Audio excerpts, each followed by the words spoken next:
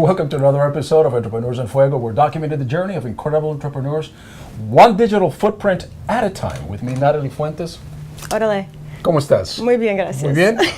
Virtual property biz. Yes. But you're also you're kind of a serial entrepreneur. I mean, you've got several things happening, right? Absolutely. So tell us about it. Well, it started about a decade ago, and my latest venture was consulting Ego, which I have evolved into virtual property biz. I believe that virtual public relations is the future of public relations. What does that mean, virtual public relations? Virtual public relations means that you need to start to invest in virtual real estate, domains, email, social media, things like that. Okay, I'm confused. So what does that mean? That I need to get domains? You need or as to many make domains? your mark in the virtual world. Okay. At this point, businesses, entrepreneurs, medical establishments, everybody for the most part, athletes, politicians, they use social media as their major outlet for communicating with the masses. Right. So you have to make sure that you have premium names, premium domains, premium social medias, premium emails. And at this point, people are doing underscore, they're doing hashtag 0123, and you don't want to be a hashtag or 01234. You want to have your premium domain name or your premium email or social media. So what you do as a virtual property biz, virtual PR, is you obtain all these social media assets. Social media assets, of what you call it. All right. Yes. So you may have a an email address that is very, very exclusive. Correct. For an individual to use. Absolutely. Well, a lot of complications that business Give me owners... an example. Give me an example. An example? So Yeah. right now, for example, I have Gamble Weed and Weed Gamble. Gamble what? Gamble Weed and Weed Gamble. All right. Republican weed, Democratic weed. These are very controversial. They're very easy words.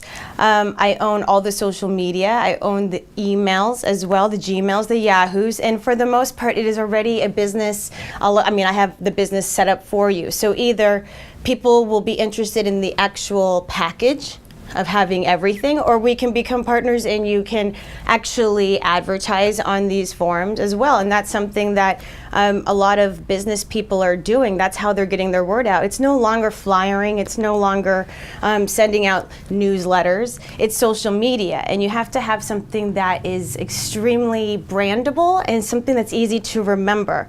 So a lot of people try to gravitate towards the short names. Those are extremely expensive. Those are really premium, and you have to have a lot of money. And they've been taken, or they have been held hostage, and you can go ahead and purchase them for a good amount of money. So somebody's already registered under their name, Yes. without the intention of ever making it marketable, other than, if you want it, call me and I'll sell you cars.com. Absolutely. Something like that. So for example, a lot of politicians do that, and they go ahead and purchase all the names that they could have with their names attached to it, whether it's negative or positive, so that the way they can control that medium. Okay. Nobody can go in and manipulate what they're trying to do. They own all of that real estate. So real land property, we're running out of real land. So what we're going to do now is really focus into the real estate world, which is virtual at this point. Right. So somebody that wants to utilize global weed, Yes. then they would come to you and say, I'd like that name so much. Absolutely. The cannabis industry right now is a $100 billion industry. And at this point, sometimes people get wrapped up in their proximity, and that's like where they can only work. Internationally, this is something that Ireland, Canada, Germany, everybody is starting to recognize the benefits of it. It's a niche market that I have, but I focus on it primarily because the MMJ, the medical marijuana, that is now legal in a lot of states, is something that is going to be the new pioneer, if you would say, in the domain industry. That's something that's been said and done. Everyone has already purchased the top domains. The difference right now is the cannabis industry is so new, so green, literally and technically, that those names have not been taken, and people are afraid of it. People are scared to jump into it. So there's all this fear-based,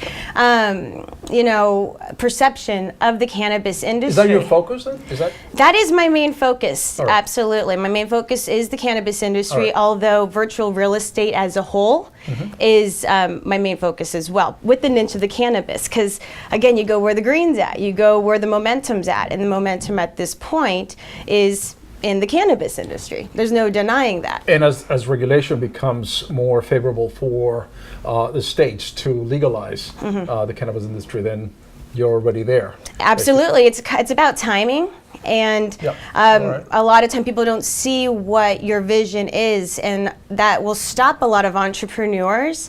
And in reality, you have to really focus on the fact that if you got that gut feeling, it's like stocks, you just got to itch sometimes, or it's taking a gamble. It's legitimately taking a gamble. How much are you willing to bet? Are you willing to bet on yourself, and how much? Do you like to gamble?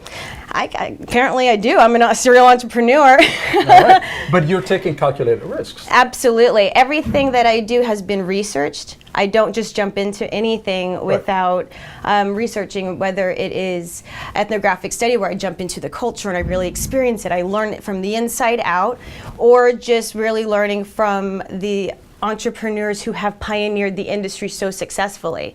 It really gives you a sense of credibility when you see what they're doing and how much it's flourished and how successful they are. And you're like, okay, I'm on the right track. I'm not as crazy as I think. This is something that is definitely heading into mainstream.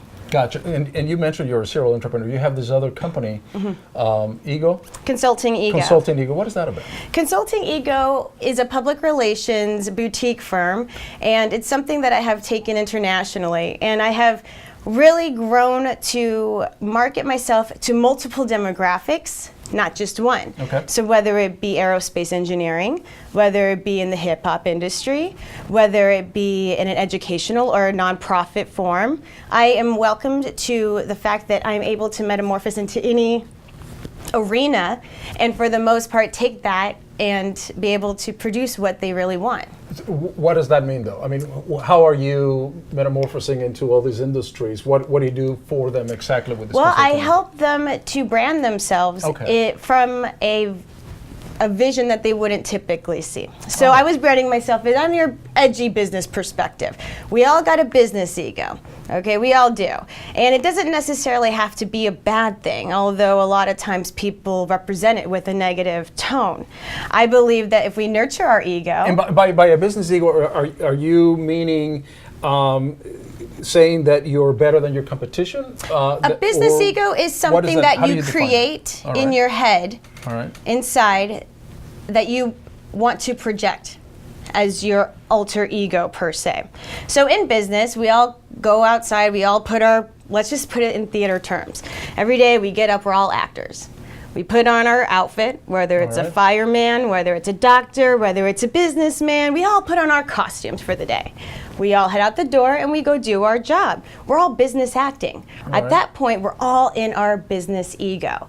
So what I'm trying, and what I was trying to help a lot of people do, is recognize who their business ego is and separate that from the toxic ego that they have, and then generate a good public relations process that would help them to actually grow into that ego. What is the best advice you ever received? The best advice that I have received is to just never stop. Never stop. Because if you don't stop, you will never fail. And it is extremely difficult. The hustle is real, and the pictures on social media are all nice and pretty, and that is all real as well, like that all happens, but the behind the scenes is the struggle is real. You sacrifice a lot, but the one thing you don't sacrifice as an entrepreneur is your freedom. So you may sacrifice security, but you're not sacrificing your freedom, because you have the freedom of your voice, you have the freedom to feel what you want and do what you want and say what you want. Right. And I believe even with my journey with this cannabis industry, a lot of people were like, oh, I love that, I just can't like it because of my job, and if they see that, or oh, that's great what you're doing, but I just can't. So a lot of people are being silenced of their own true beliefs because of their professions. And for someone like me, that's pretty hard to swallow. So, so I decided to create that outlet, and Virtual Property Biz for the most part, is that comfortable, safe storefront for those cannabis domains. So It's marketing. In a sense, well, it is marketing, and in a sense that you're pioneering, you're kind of breaking that Stereotype. that comes with the cannabis Absolutely. industry. There's brilliant people who have used marijuana as a medicinal outlet instead of prescription drugs, and for just creative outlets, and for PTSD, and for veterans, and for children with seizures. This product is legitimately a plant that is provided from this earth that we should be utilizing beyond these man-made chemicals that is killing our society, to be honest. I know friends that use it, but they don't look sick to me. Yeah, yeah. A lot of them are smiling most of the time. And hungry. Yeah. With that, we're out.